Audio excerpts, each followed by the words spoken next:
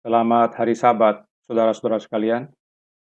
Pelajaran kita Sabat sore ini membahas tentang guru, khususnya guru agung kita di dalam Alkitab. Ada berapa guru di dalam Alkitab?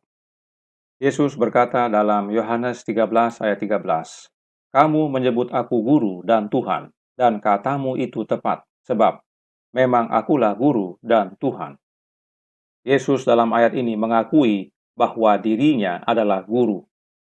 Kemudian Yesus menyatakan dalam Yohanes 14 ayat 26 yang berkata, "Tetapi penghibur yaitu Roh Kudus yang akan diutus oleh Bapa dalam namaku, dialah yang akan mengajarkan segala sesuatu kepadamu dan akan mengingatkan kamu akan semua yang telah kukatakan kepadamu." Dalam ayat ini dinyatakan bahwa Roh Kudus adalah sang penghibur itu dan dia juga mengajar serta mengingatkan. Karenanya Roh Kudus juga adalah guru. Nah, apakah ada satu guru atau lebih dari satu guru di dalam Alkitab? Guru dalam hal ini adalah guru ilahi. Guru manusia ada banyak, tetapi bagaimana dengan guru ilahi? Saudara-saudara kita kaum Trinitas mempercayai bahwa Roh Kudus ini adalah oknum lain yang bukan Yesus. Karenanya, Yesus guru dan Roh Kudus adalah guru yang lain bagi mereka. Itu sebabnya bagi kaum Trinitas ada dua guru. Nah, apakah hanya ada dua guru? Ayub berkata dalam Ayub 36 ayat 22, "Sesungguhnya Allah itu mulia di dalam kekuasaannya. Siapakah guru seperti dia?" Allah itu adalah guru, dan dari perkataan Ayub ini menyatakan bahwa tidak ada guru yang seperti Allah. Siapakah Allah yang Ayub maksudkan? Ayub 1 ayat 6 berkata, "Pada suatu hari datanglah anak-anak Allah menghadap Tuhan, dan di antara mereka datanglah juga iblis." Allah yang Ayub maksudkan adalah Tuhan dalam huruf besar. Yesaya menuliskan tentang Tuhan yang huruf besar ini. Yesaya 42 ayat 8. "Aku ini Tuhan, itulah namaku. Aku tidak akan memberikan kemuliaanku kepada yang lain atau kemasyuranku kepada patung." Tuhan dalam huruf besar ini adalah nama, yaitu nama Allah. Siapakah Allah yang bernama Tuhan ini dan ada berapa? Mazmur 83 ayat 19. "Supaya mereka tahu bahwa Engkau sajalah yang bernama Tuhan, yang maha tinggi atas seluruh bumi." Jika disebut Engkau saja, artinya hanya ada satu. Hanya satu yang bernama Tuhan. Siapakah dia? Yesaya 63 ayat 16. "Bukankah Engkau Bapa kami? Sungguh Abraham tidak tahu apa-apa tentang kami, dan Israel tidak mengenal kami. Ya Tuhan, Engkau sendiri Bapa kami. Namamu ialah penebus kami sejak dahulu kala." Tuhan itu adalah Bapa dan Dia penebus kita. Yohanes tuliskan dalam Yohanes 17 ayat 3. "Inilah hidup yang kekal itu, yaitu bahwa mereka mengenal Engkau satu-satunya Allah yang benar dan mengenal Yesus Kristus yang telah Engkau utus." Ini adalah bagian dari doa Yesus kepada Bapanya, dan Yesus sebut Bapanya adalah satu-satunya Allah yang benar. Jauh sebelumnya Yeremia juga menuliskan, Yeremia 10 ayat 10, "Tetapi Tuhan adalah Allah yang benar. Dialah Allah yang hidup dan Raja yang kekal. Bumi goncang karena murkanya, dan bangsa-bangsa tidak tahan akan geramnya." Jadi yang bernama Tuhan dalam huruf besar ini adalah Allah yang benar, dan Dia adalah Allah Bapa. Apakah Allah Bapa ini penebus? Sudah tentu. Yohanes tuliskan dalam Injil Yohanes 3 ayat 16 yang berkata, "Karena begitu besar kasih Allah akan dunia ini, sehingga Ia telah mengaruniakan anaknya yang tunggal, supaya setiap orang yang percaya kepadanya tidak binasa, melainkan beroleh hidup yang kekal." Allah Bapa adalah penebus, dan penebusan itu diwujudkan melalui anaknya. Prinsip ini penting kita pahami dan kita ingat sebagaimana kita belajar pelajaran Sabat sore ini. Kembali kepada fokus pelajaran kita bahwa Allah Bapalah sang guru. Nah, kembali kita perlu ingat Semua bukti ayat Alkitab tentang Tuhan dalam huruf besar ini yang adalah Allah Bapa perlu kita ulang-ulangi. Karena tidak hanya untuk ingatkan kita, tapi inilah pekabaran malaikat pertama. Allah yang dimaksudkan dalam pekabaran malaikat pertama adalah Allah Bapa. Takutlah akan Dia, muliakanlah Dia, dan sembahlah Allah Bapa. Perhatikan pernyataan Yesaya berikut ini dalam Yesaya 48 ayat 17. Beginilah firman Tuhan, penebusmu yang maha kudus, Allah Israel. Akulah Tuhan Allahmu yang mengajar engkau tentang apa yang memberi faedah, yang menuntun engkau di jalan yang harus kau tempuh. Kembali disebutkan Allah Bapa adalah penebus, namun fokus kita kepada guru. Allah Bapa dalam ayat ini dinyatakan yang mengajar tentang apa yang memberi manfaat atau faedah, serta menuntun di jalan yang harus kita tempuh. Allah Bapa adalah sang guru yang mengajar kita. Apakah Allah Bapa akui bahwa Dia adalah guru yang mengajar? Dalam ayat ini, Allah Bapa akui bahwa Dia adalah guru yang mengajar kita. Namun kita baca juga ayat berikut ini dalam Keluaran 4, ayat 11 dan 12. Tetapi Tuhan berfirman kepadanya, siapakah yang membuat lidah manusia? Siapakah yang membuat orang bisu atau tuli? Membuat orang melihat atau buta? Bukankah aku, yakni Tuhan? Oleh sebab itu, pergilah, aku akan menyertai lidahmu dan mengajar engkau apa yang harus kau katakan. Allah Bapa sendiri menyatakan bahwa dirinya lah yang mengajar Musa akan apa yang Musa akan katakan. Jadi, Yesus disebut guru, dan Dia akui bahwa dirinya adalah guru. Kemudian, Allah Bapa juga mengajar, artinya Allah Bapa adalah guru, dan Allah Bapa akui bahwa Dia mengajar, yang adalah guru. Ini semua Alkitab yang nyatakan. Baik Bapa dan Anak akui bahwa diri mereka adalah yang mengajar, bahwa mereka adalah guru. Pertanyaan, apakah ada ayat dalam Alkitab yang menyatakan bahwa Roh Kudus adalah guru, yaitu yang mengajar? Ada, dan baru saja kita baca dalam Yohanes 14 ayat 26. Dan bisa kita lihat juga dalam Lukas 12 ayat 12. Lalu, apakah ada ayat dalam Alkitab yang menyatakan bahwa Roh Kudus mengakui bahwa dirinya adalah guru? Tidak ada ayat yang demikian. Jadi baik Allah Bapa dan Anaknya akui bahwa mereka adalah guru, tetapi tidak ada pengakuan dalam Alkitab dari Roh Kudus bahwa dirinya adalah guru. Kenapa? Kita akan lihat jawabnya sebagaimana kita belajar dari Alkitab. Mari kita baca kembali ayat dalam Yesaya berikut ini. Yesaya 59 ayat 2. Tetapi yang merupakan pemisah antara kamu dan Allahmu ialah segala kejahatanmu, dan yang membuat Dia menyembunyikan diri terhadap kamu sehingga Ia tidak mendengar ialah segala dosamu. Oleh karena dosa dan kejahatan kita, maka kita terpisah dari Allah Bapa. Karenanya, harus ada jalan yang menghubungkan manusia kembali kepada Allah Bapa, agar kita dapat menerima pengajaran dari Allah Bapa. Mari kita baca suatu kisah dalam buku Hakim-Hakim untuk melihat bagaimana cara kita menerima pengajaran dari Allah Bapa. Kita buka buku Hakim-Hakim pasal 13 dan kita baca beberapa ayat. Bagi yang mau membaca keseluruhan silahkan, tapi oleh karena waktu kita hanya baca beberapa ayat. Yang pertama kita baca ayat 8. Hakim-Hakim 13 ayat 8. Lalu Manoah memohon kepada Tuhan, katanya, "Ya Tuhan, berilah kiranya abdi Allah yang kau utus itu datang pula kepada kami dan mengajar kami apa yang harus kami perbuat kepada anak yang akan lahir itu." Manoah adalah ayahnya Simson, memohon kepada Allah Bapa agar mengutus abdi Allah, agar ajar mereka cara mendidik anaknya nanti. Siapakah abdi Allah yang Allah Bapa utus? Kita baca ayat selanjutnya, ayat 9. Hakim-Hakim 13 ayat 9. Maka Allah mendengarkan permohonan Manoah, sehingga malaikat Allah datang pula kepada perempuan itu ketika ia duduk di padang dan ketika Manoah, suaminya itu, tidak ada bersama-sama dengan dia.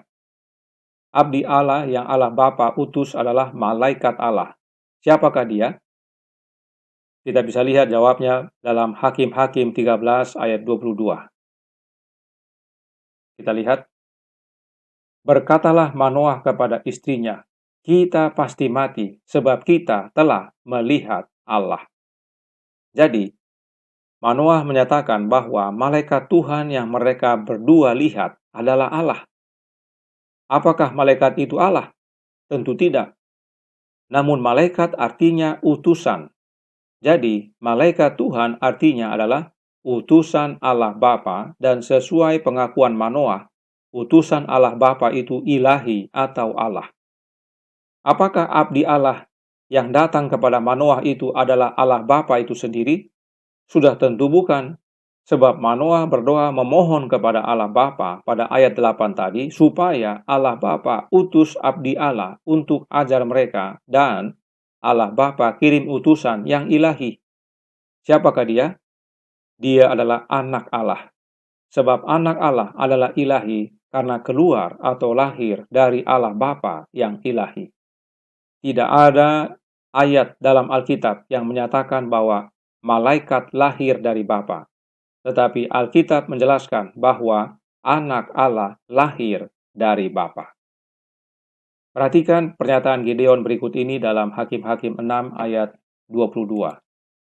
Maka tahulah Gideon bahwa itulah malaikat Tuhan, lalu katanya, celakalah aku, Tuhanku Allah, sebab memang telah kulihat malaikat Tuhan dengan berhadapan muka. Malaikat Tuhan yang sama yang bertemu dengan Gideon, dan perkataan Gideon serupa dengan perkataan Manoah. Gideon bukan bertemu dengan Allah Bapa, tetapi dengan utusan ilahi, yaitu anak Allah. Dan karena itu, anak sama-sama ilahi dengan bapanya, sebab lahir dari yang ilahi.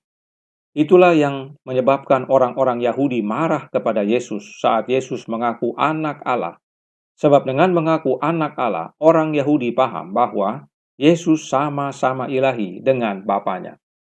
Jadi Allah Bapa adalah guru yang mengajar kita, umatnya, dan itu diwujudkan melalui anaknya. Sebab oleh karena dosa dan kejahatan kita terpisah dari Allah Bapa yang adalah sumber segalanya, termasuk pengajaran. Apakah Allah Bapa ajar anaknya agar menjadi guru sebagaimana adalah Allah Bapa? Ya, sebagaimana Bapa mengajar. Yohanes 5 ayat 19 dan 20. Maka Yesus menjawab mereka, katanya, aku berkata kepadamu, sesungguhnya anak tidak dapat mengerjakan sesuatu dari dirinya sendiri jikalau ia tidak melihat Bapa mengerjakannya. Sebab apa yang dikerjakan Bapa, itu juga yang dikerjakan anak. Sebab Bapa mengasihi anak, dan ia menunjukkan kepadanya segala sesuatu yang dikerjakannya sendiri, bahkan ia akan menunjukkan kepadanya pekerjaan-pekerjaan yang lebih besar lagi daripada pekerjaan-pekerjaan itu, sehingga kamu menjadi heran. Allah Bapa mengajari anaknya apa yang harus dilakukan atau dikerjakan. Itu sebabnya anak Allah dapat berkata bahwa dia adalah guru, sebab Yesus telah menerima pengajaran dari sumbernya, yaitu Bapanya. Kembali, Allah Bapa adalah sang guru, dan Allah Bapa wujudkan pengajarannya melalui anaknya, Yesus Kristus. Dan untuk itu, Allah Bapa terlebih dahulu ajar anaknya. Perhatikan Musa tuliskan dalam Ulangan 8 ayat 5. Maka haruslah engkau insaf, bahwa Tuhan Allahmu mengajari engkau seperti seseorang mengajari anaknya. Allah Bapa mengajari umatnya seperti seseorang mengajari anaknya. Kenapa Allah Bapa mengajar seperti orang tua kepada anaknya? Karena Allah Bapa punya anak yang sesungguhnya, yang dia juga ajar. Bisa lihat bahwa doktrin Trinitas sama sekali tidak alkitabiah. Trinitas ajarkan bahwa Allah Bapa dan anaknya muncul bersamaan di masa kekekalan dan mereka setara. Itu sebabnya Trinitas ajarkan adanya anak Allah yang metafora, anak Allah yang bukan sebenarnya. Nah, jika muncul bersamaan dan setara, lalu apakah Allah Bapa masih perlu ajar anak metafora tersebut? Tentu tidak perlu, karena sudah setara. Dan kalau memang masih perlu diajar, apakah sama? Ya, apakah sama Bapa mengajar anak metafora seperti mengajar anak sendiri? Tentu tidak sama. Bagaimanapun juga berbeda mengajar anak sendiri dengan anak yang bukan anak sendiri, apalagi pura-pura jadi anak atau berperan jadi anak. Inilah pentingnya kita belajar Alkitab dengan benar dan melalui penjelasan ayat demi ayat terbukti Trinitas tidak Alkitabiah. Yang Alkitabiah adalah Allah Bapa itu adalah guru kita yang mengajar kita, dan oleh karena dosa serta kejahatan kita, kita terpisah dari Allah Bapa. Karenanya, Bapa wujudkan pengajarannya melalui anaknya yang adalah satu-satunya jalan kepada Bapa. Dan untuk itu, Allah Bapa ajar terlebih dahulu anaknya. Nah, meski di zaman Perjanjian Lama ada bukti bahwa Allah Bapa mengajar umatnya melalui anaknya yang disebut malaikat Tuhan, namun pada masa Perjanjian Lama ada juga bukti bahwa Allah Bapa mengajar melalui nabi-nabinya. Contohnya, Allah mengajar bangsa Israel melalui hambanya Musa. Bukti lain dalam 2 Tawarik 24 ayat 19 berkata, "Namun Tuhan mengutus nabi-nabi kepada mereka, supaya mereka berbalik kepadanya. Nabi-nabi itu sungguh-sungguh memperingatkan mereka, tetapi mereka tidak mau mendengarkannya." Jangan lupa tadi bahwa roh yang dinyatakan dalam Yohanes 14 ayat 26 berperan untuk mengingatkan akan semua yang Yesus telah ajarkan. Jadi, Allah Bapa utus nabi-nabi untuk ajar dan ingatkan umatnya supaya apa? Supaya bertobat dan berbalik kepada Bapa.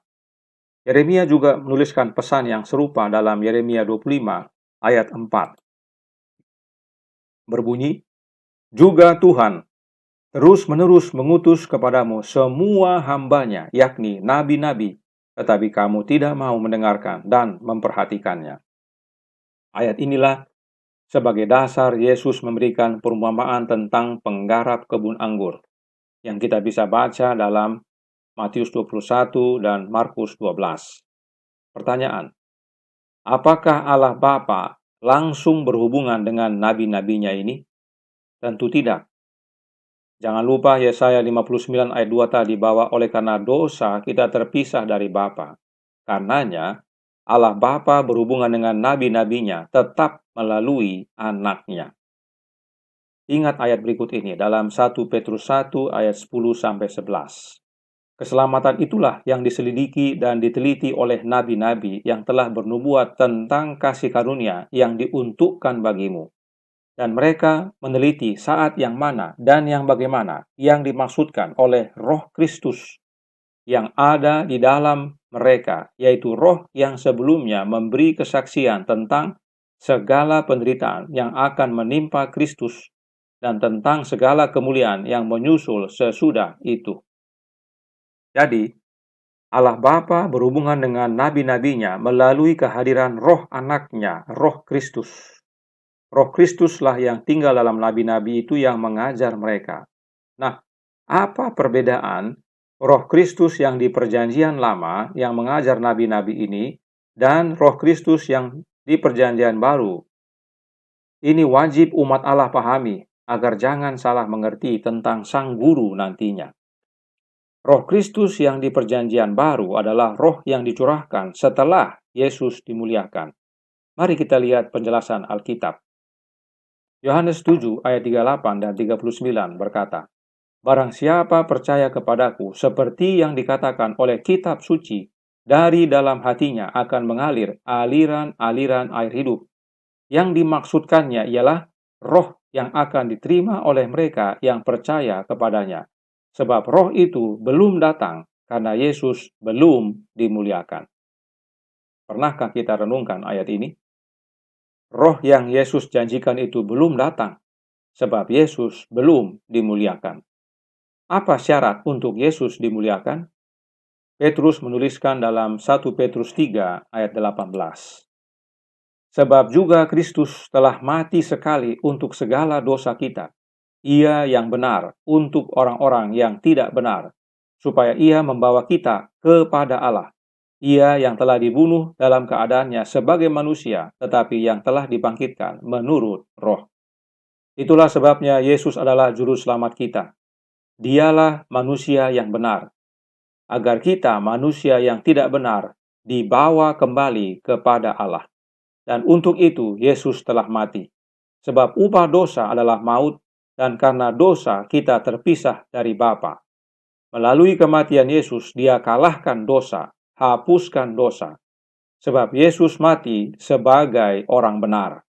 Melalui kematian Yesus sebagai orang benar, kita dipersatukan kembali dengan Bapa.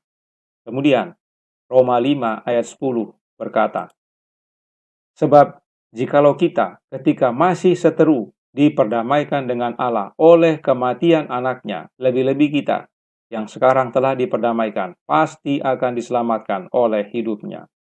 Oleh kematian Yesus kita diperdamaikan dengan Allah Bapa. Sebab tadinya kita terpisah karena dosa. Dan melalui kematian Yesus dosa dihukumkan, dosa dihapuskan. Dan tidak hanya itu, kematian Yesus juga kalahkan, musnahkan setan dan maut. Ingat ayat berikut ini dalam Ibrani 2 ayat 14 yang berkata, karena anak-anak itu adalah anak-anak dari darah dan daging, maka ia juga menjadi sama dengan mereka dan mendapat bagian dalam keadaan mereka, supaya oleh kematiannya ia memusnahkan dia, yaitu iblis yang berkuasa atas maut. Yesus harus menjadi manusia sama seperti kita, agar dia mengalami kematian sama seperti manusia. Sebab oleh kematian Yesus sebagai manusia, dia musnahkan iblis yang berkuasa atas maut. Setan dan maut musnah, dosa dihapuskan. Ini semua Yesus yang lakukan melalui kematiannya. Apakah ada buktinya bahwa maut sudah musnah dan kalah? Baca Matius 27 ayat 52. Ada orang-orang kudus yang bangkit saat Yesus mati. Sebab oleh kematian Yesus, dia kalahkan setan dan maut. Setan dan maut musnah, tidak dapat menahan orang-orang kudus itu tetap dalam kubur. Yesus telah bebaskan mereka oleh kematiannya.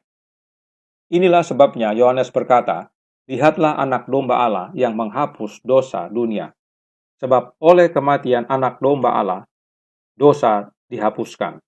Dan pada hari yang ketiga, Yesus dibangkitkan oleh Bapanya. Perhatikan pernyataan Petrus berikut ini dalam 1 Petrus 1 ayat 3. Terpujilah Allah dan Bapa Tuhan kita, Yesus Kristus, yang karena rahmat-Nya yang besar telah melahirkan kita kembali oleh kebangkitan Yesus Kristus dari antara orang mati kepada suatu hidup yang penuh pengharapan. Apa hubungannya kebangkitan Yesus dari antara orang mati dengan kelahiran kembali? Yesus berkata kepada Nikodemus dalam Yohanes 3 ayat 5. Jawab Yesus, aku berkata kepadamu sesungguhnya jika seorang tidak dilahirkan dari air dan roh, ia tidak dapat masuk ke dalam kerajaan Allah. Kelahiran kembali itu adalah melalui baptisan air dan baptisan roh. Kapan baptisan roh terjadi? Sesudah Yesus dimuliakan di surga, saat dia kembali kepada Bapanya sesudah kebangkitannya. Inilah hubungannya kebangkitan Yesus dengan kelahiran kembali.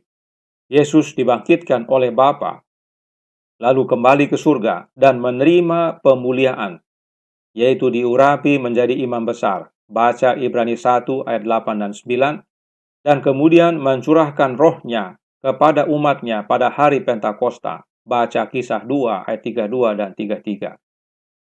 Inilah yang Yesus maksudkan tadi, bahwa roh itu belum datang karena dia belum dimuliakan. Namun sesudah dia dimuliakan di surga, maka roh itu dicurahkan pada hari Pentakosta. Inilah perbedaan roh Kristus dalam perjanjian lama dan perjanjian baru. Roh Kristus dalam perjanjian lama bukan dicurahkan dari kemanusiaan Yesus yang telah menang dan sesudah dia dimuliakan. Tetapi roh itu datang dari keilahiannya. Namun, dalam perjanjian baru, roh Kristus itu roh yang dicurahkan dari kemanusiaan Yesus Kristus yang telah menang. Dan itu terjadi pada saat dia dimuliakan. Roh inilah yang kita perlukan, roh yang dilepaskan dari kemanusiaan Yesus yang telah menang. Sebab kita manusia, dan kita perlu menang seperti Yesus, dan itu hanya dimampukan melalui kehadiran Kristus dalam hidup kita, melalui kehadiran roh-Nya. Apakah ada bukti bahwa roh Kristus yang dicurahkan pada hari Pentakosta?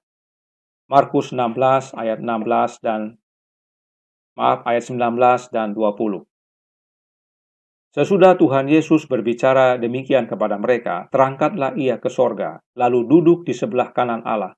Mereka pun pergilah memberitakan Injil ke seluruh penjuru, dan Tuhan turut bekerja dan meneguhkan firman itu dengan tanda-tanda yang menyertainya.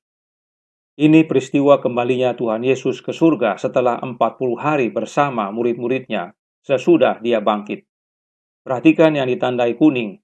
Setelah Yesus kembali ke surga dan menjadi pengantara kita, Markus tulis, mereka pun pergilah memberitakan Injil ke segala penjuru. Nah, kapan murid-murid pergi memberitakan Injil? Sesudah atau sebelum pencurahan Roh Kudus? Jawabnya adalah sesudah menerima pencurahan Roh Kudus. Jadi, meskipun Markus tidak tuliskan, namun dari bacaan dalam kisah 1 dan 2, kita tahu bahwa sesudah pencurahan Roh Kudus, murid-murid menerima kuasa untuk kabarkan Injil ke segala penjuru. Kemudian perhatikan yang ditandai hijau.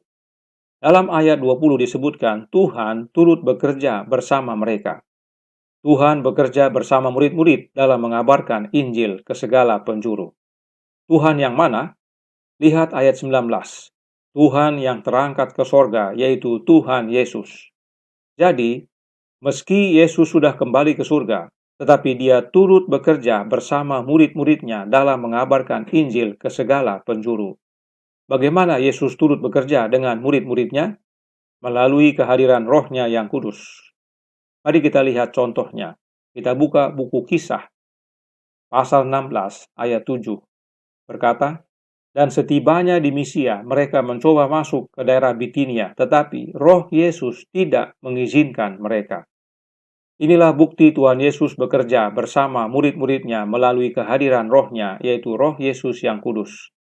Terbukti dalam Alkitab bahwa Roh yang dicurahkan adalah Roh Kristus, dan Roh Kristus inilah, melalui Roh inilah kita dilahirkan kembali. Mengapa penting kita ketahui semuanya ini? Supaya membantu kita memahami dengan benar ayat yang sudah kita baca di awal pelajaran ini, yaitu tentang Yohanes 14 ayat 26. Mari kita baca kembali ayat tersebut. Yohanes 14 ayat 26. Tetapi penghibur, yaitu Roh Kudus yang akan diutus. Ya, artinya pada saat Yesus berkata, dia belum diutus.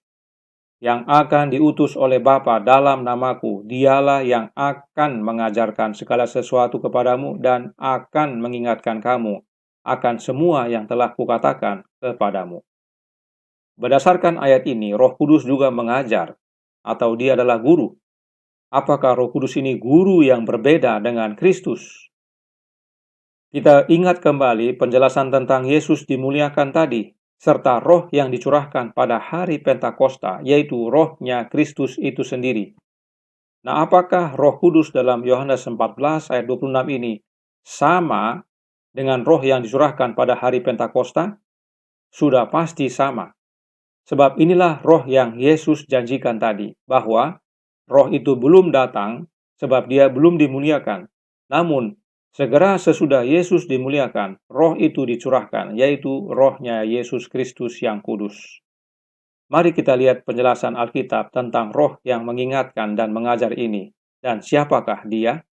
Apakah benar roh-Nya Kristus?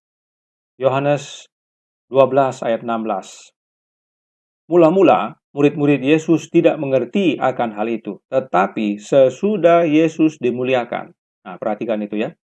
Teringatlah mereka bahwa nas itu mengenai dia, dan bahwa mereka telah melakukannya juga untuk Dia. Apa makna ayat ini? Maknanya adalah bahwa setelah Yesus dimuliakan, artinya Roh sudah dicurahkan. Roh itulah yang ingatkan murid-murid akan apa yang Yesus katakan. Mulai terlihat bahwa Roh Kudus yang dimaksudkan adalah sama dengan yang dicurahkan pada hari Pentakosta. Sebab roh yang mengingatkan ini ada sesudah Yesus dimuliakan. Yohanes yang sama menuliskan dalam suratnya 1 Yohanes 2 ayat 20. Tetapi kamu telah beroleh pengurapan dari yang kudus, dan dengan demikian kamu semua mengetahuinya. Yohanes yang kekasih pada masa tuanya menasihati jemaat di zamannya bahwa mereka telah menerima pengurapan dari yang kudus. Apa maksud pengurapan yang Yohanes sampaikan dan siapakah yang kudus ini? Markus 1 ayat 24. Apa urusanmu dengan kami, hai Yesus orang Nazaret? Engkau datang hendak membinasakan kami? Aku tahu siapa engkau, yang kudus dari Allah. Yang kudus itu adalah Yesus Kristus. Jadi, Yohanes yang kekasih menasihati umat Allah pada zamannya bahwa mereka telah menerima pengurapan dari Yesus Kristus. Pengurapan apa yang mereka terima? Pengurapan roh pada hari Pentakosta.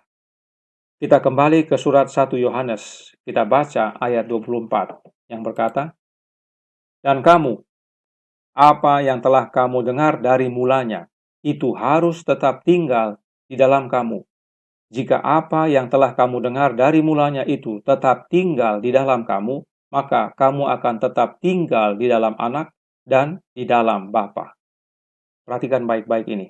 Apakah yang telah mereka dengar dari mulanya itu? Ingat kembali tadi ayat 20, yaitu tentang pengurapan yang kudus, pengurapan dari Yesus Kristus.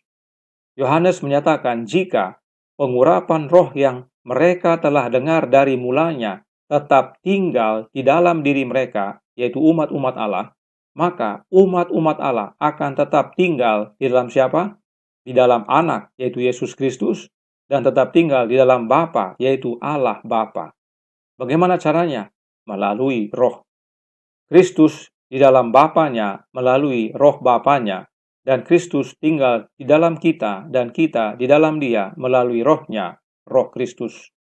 Dalam doanya kepada Bapanya, Yesus berkata, dalam Yohanes 17 ayat 21, supaya mereka semua menjadi satu sama seperti Engkau, ya Bapa, di dalam aku dan aku di dalam Engkau, agar mereka juga di dalam kita yaitu Bapa dan Anak, supaya dunia percaya bahwa Engkaulah yang mengutus aku. Bapa di dalam Yesus dan Yesus di dalam Bapa, dan kemudian mereka, yaitu Bapa dan Anak, di dalam kita, umatnya, melalui kehadiran roh.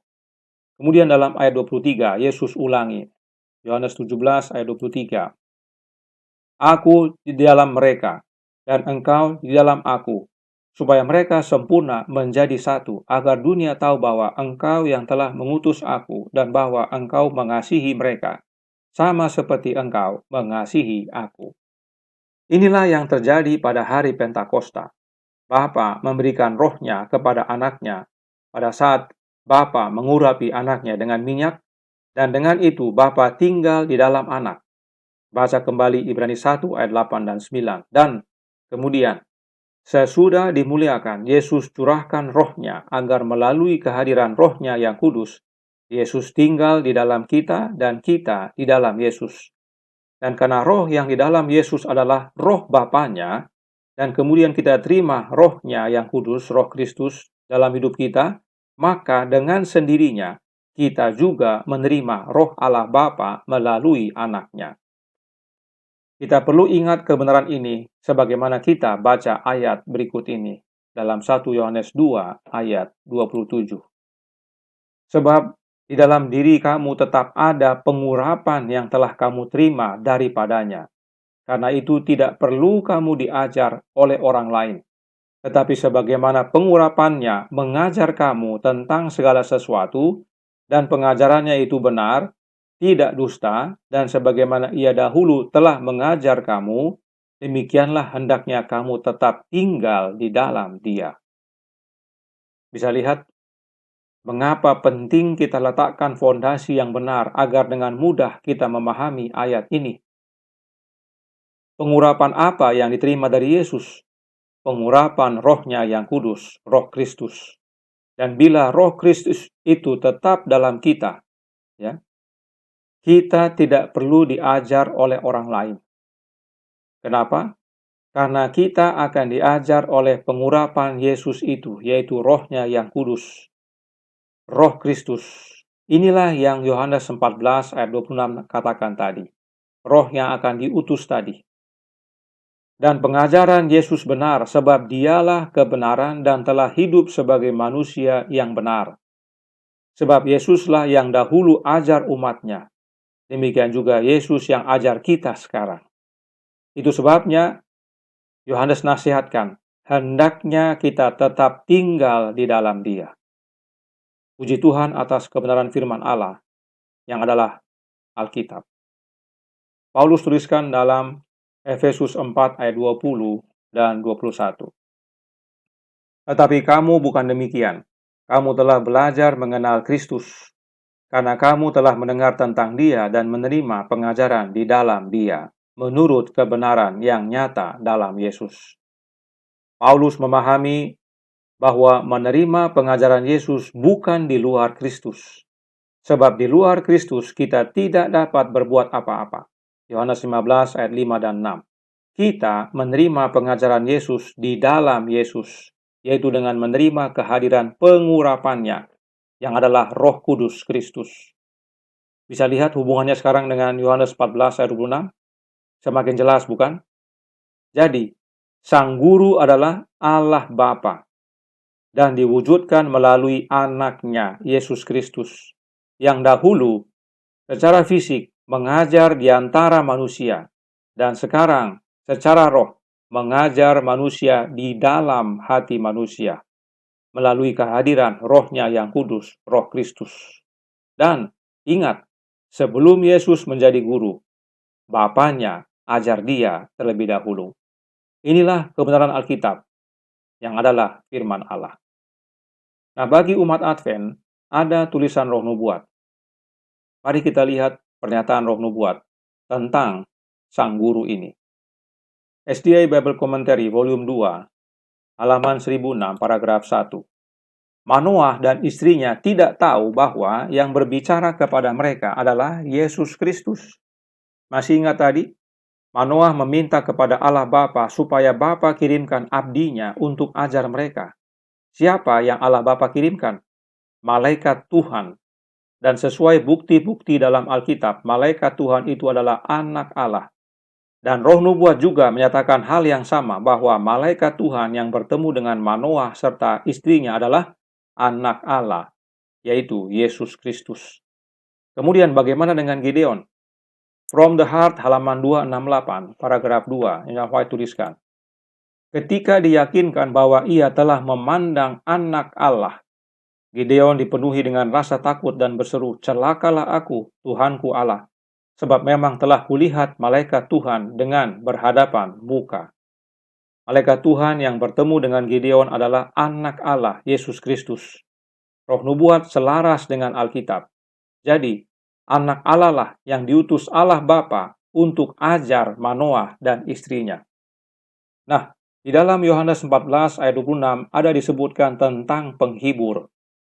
Siapakah penghibur yang diajarkan oleh roh nubuat? Tadi kita ada baca doa Yesus dalam Yohanes 17. Perhatikan nasihat roh nubuat berikut ini tentang pentingnya mempelajari Yohanes pasal 17. White tulis dalam manuskrip 1 tahun 1903, paragraf 13. Biarlah mereka mempelajari Yohanes pasal 17 dan belajar bagaimana berdoa dan bagaimana menghidupkan doa Kristus. Dia adalah sang penghibur. Perhatikan itu.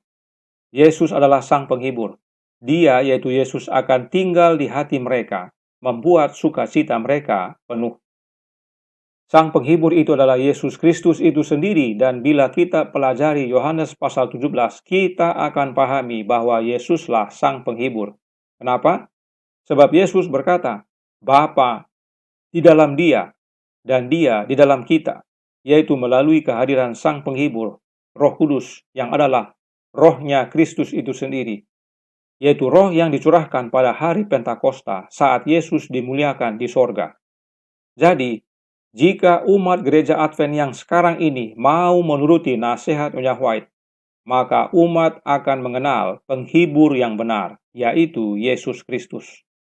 Perhatikan tahun di mana manuskrip 1 ini diterbitkan, yaitu tahun 1903. Perhatikan penjelasan berikut ini dari salah satu dosen Andrews University yang bernama Jerry Moon. Dia menulis dalam bukunya The Adventist Trinity Debate Part 1 Historical Review. Ada 5 tahap perubahan dari non-trinitas menjadi trinitas dalam gereja Advent. Perhatikan tahun-tahunnya.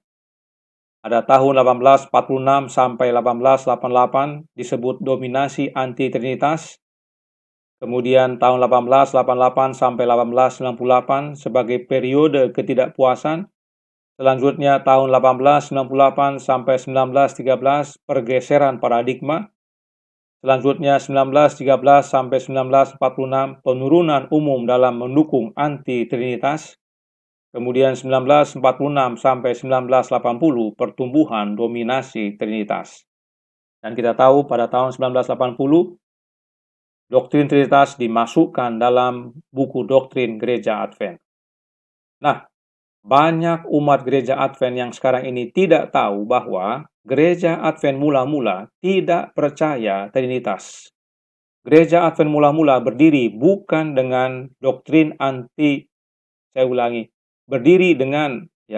Gereja Advent mula-mula berdiri dengan doktrin anti-Trinitas. Kutipan yang baru saja kita baca tentang Yesus adalah penghibur ditulis tahun 1903. Yang menurut Jerry Moon adalah periode pergeseran paradigma. Nah, dari apa yang kita sudah baca, apakah terbukti adanya pergeseran? Tentu tidak. Nyonya White tetap anti-trinitas. Itu sebabnya dia nasihati umat Allah untuk pelajari Yohanes pasal 17 supaya umat gereja Advent tahu bahwa Sang Penghibur itu adalah Yesus Kristus. Nah, perhatikan paragraf sebelum paragraf 13, yaitu paragraf 12 dari manuskrip yang sama, manuskrip 1 1903. Kita baca ayat 12. Perhatikan baik-baik. Setan memahami doa ini lebih baik daripada anggota gereja dan kepala keluarga. Dia tidak ingin umat Allah memahaminya, supaya mereka tidak melihat kelebihan yang telah diberikan Allah kepada mereka dan mengetahui hari kunjungan mereka. Dia akan menjaga mereka dalam pertentangan dan perselisihan atas sedikit kesalahpahaman dan sedikit perbedaan yang, jika dibiarkan, tumbuh menjadi perbedaan dan kebencian. Dia tahu bahwa jika dia dapat mempertahankan mereka demikian, mereka akan menunjukkan kepada dunia suatu kebalikan dari apa yang Allah ingin untuk mereka sampaikan. Saudaraku dalam Tuhan, suatu nasihat yang baik sekali untuk kita pahami. Jadi setan itu lebih paham dari kita tentang doa Yesus dalam Yohanes pasal 17 tersebut. Dan karenanya setan tidak mau manusia memahaminya. Bagaimana caranya? Dengan membiarkan manusia berselisih akan hal-hal kecil yang mana jika dibiarkan jadi kebencian, jadi perpecahan. Kita bukannya bersatu dengan Bapa dan Anak, malah sebaliknya kita terpecah. Apakah setan berhasil? Dia berhasil.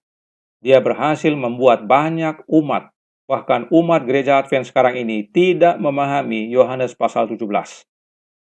Tapi puji Tuhan, tidak semuanya. Masih ada kelompok yang kecil yang memahami Yohanes pasal 17 dengan benar, dan mereka tahu bahwa Sang Penghibur itu adalah Yesus Kristus melalui kehadiran Roh-Nya yang kudus. Dan penghibur itu bukan oknum lain yang kaum Trinitas katakan sebagai Allah Roh. Kitalah kelompok kecil itu.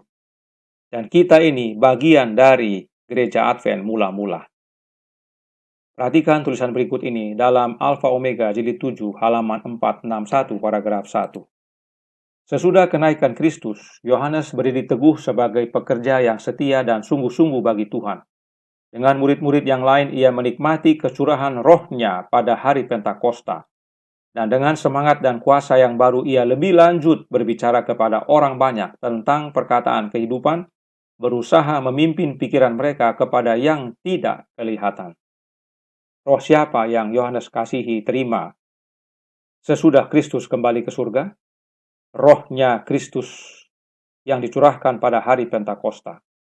Bisa lihat, jemaat mula-mula tahu dan paham bahwa roh yang dicurahkan bukan oknum lain yang disebut Allah Roh oleh kaum Trinitas.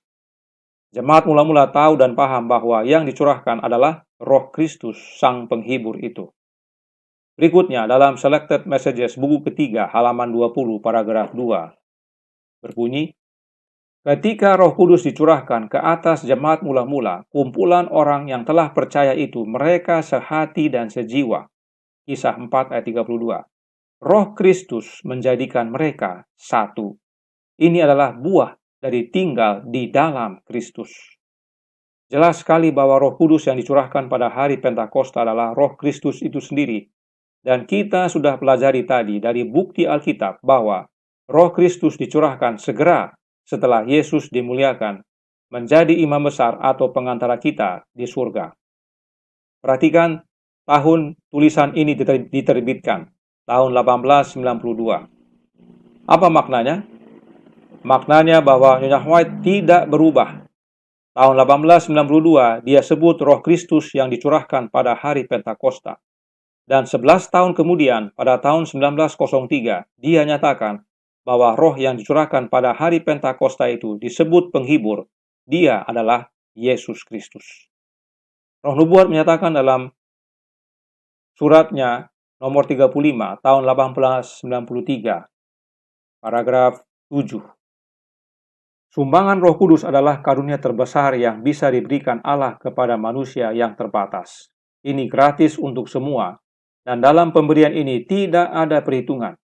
Anugerah ini secara khusus menandakan penobatan anak Allah yang tunggal dalam kerajaan pengantaraannya. Perhatikan, Roh Kudus disebut sumbangan atau donasi. Kenapa? Karena memang roh itu bukan oknum lain. Roh itu adalah pribadinya Yesus Kristus yang dilepaskan dari kepribadian kemanusiaannya. Roh Kudus yang dimaksud adalah Roh Kristus itu sendiri dan bukan oknum lain. Dan roh itu dicurahkan sebagai tanda penobatan Yesus Kristus anak Allah menjadi imam besar bagi kita di hadapan Allah. Dan ini terjadi pada hari Pentakosta. Inilah tadi yang Yesus katakan, roh itu belum datang karena dia belum dimuliakan. Tetapi segera sesudah dia dimuliakan, roh itu dicurahkan, sumbangan itu diberikan. Jelas sekali bahwa roh nubuat selaras dengan Alkitab. Karenanya, meski Roh Kudus atau penghibur atau roh kebenaran disebut sebagai yang mengajar atau guru, tetapi itu adalah rohnya Kristus itu sendiri yang memang adalah guru terbesar kita. Roh Nubuat menyatakan dalam Counsels to Parents, Teachers, and Students, halaman 50 paragraf 3, Kristus adalah guru terbesar yang dunia pernah lihat. Jika disebut terbesar, apakah masih ada yang lain? Tentu tidak, hanya Yesus saja. Kemudian dalam buku yang sama, halaman 438, paragraf 3, Nyonya White masih lanjutkan. Kristus Sang Guru Agung atau terbesar, berusaha untuk memenangkan pikiran manusia dari perenungan akan hal-hal duniawi, sehingga ia dapat mengajar mereka tentang hal-hal surgawi. Jika kita masih ingin dan ingat-ingat dan pikir-pikir hal-hal duniawi, jangan-jangan guru kita bukan Kristus. Sebab guru Kristus hanya mengajar kita tentang hal-hal surgawi. Kristuslah adalah Sang Guru Agung kita, guru terbesar kita. Dialah yang ajar kita tentang hal-hal surgawi. Perhatikan yang berikut ini dari Testimonies for the Church volume 7 halaman 159 paragraf 1. Guru ilahi mengatakan, ya, perhatikan ini. Guru ilahi mengatakan, Rohku sendiri yang kompeten untuk mengajar dan menginsafkan akan dunia. Rohnya guru ilahi adalah yang kompeten untuk mengajar. Siapakah guru ilahi ini? Bapak kita beruli halaman 342 paragraf 1 membuktikan. Martabat Kristus sebagai guru ilahi tingkatannya lebih tinggi dari martabat para imam dan para penguasa. Kristus adalah guru ilahi tersebut. Maka sesuai tulisan roh nubuat tadi, roh Kristus itu sendiri yang kompeten untuk mengajar. Jika disebut sendiri, artinya hanya roh Kristus dan tidak ada yang lain. Allah roh pun tidak.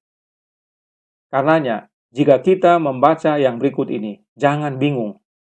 Perhatikan kutipan berikut ini dari roh nubuat. Ya, jangan bingung. Karena kita sudah lihat kebenaran. Yang pertama, dari manuskrip 125 tahun 1906, paragraf 6. Ellen White tulis, Kristus adalah guru ilahi, kebenaran, jalan, dan hidup. Kemudian dalam Councils on Health halaman 561 paragraf 2, Ellen White juga tulis, Roh Kudus adalah guru ilahi. Jika kita mengindahkan pelajarannya, kita akan menjadi bijaksana untuk keselamatan. Ingat tadi, Yesus berkata, Rohku sendiri yang kompeten untuk mengajar. Kristus adalah guru ilahi. Roh Kudus adalah guru ilahi. Ada berapa guru ilahi? Hanya satu, sebab Yesus berkata, Rohku sendiri yang kompeten untuk mengajar. Karenanya, Roh Kudus yang Nyonya White maksudkan adalah rohnya Kristus itu sendiri. Karena jika tidak, Nyonya White bisa disebut nabi palsu. Tapi tidak, Nyonya White paham betul bahwa roh itu bukan oknum lain yang berbeda, tapi rohnya Kristus itu sendiri. Apa buktinya? Perhatikan dalam versi bahasa Inggris. Ya, perhatikan, kalau tidak bisa melihat, saya tunjukkan dalam slide berikut ini.